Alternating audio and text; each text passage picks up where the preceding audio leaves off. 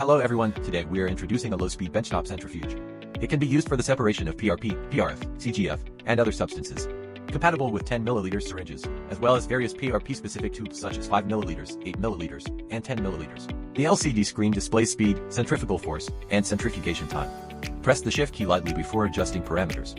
Ensure the rotor number and rotor configuration are set correctly. When a parameter is flashing, press the plus or minus keys to increase or decrease the value. Press the blue key to toggle between speed and centrifugal force displays. Press the OK key to save after adjustments. The red key is the stop button. The green button is the start button.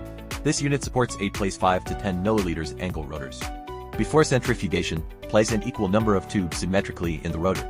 If there are fewer tubes, fill empty tubes with an equal volume of water to balance the load. This ensures optimal centrifugation results. First, remove the rotor.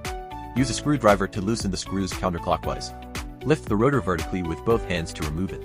Align the slots on the bottom of the rotor with the bearing pins. Ensure they are facing the same direction. Insert the rotor vertically.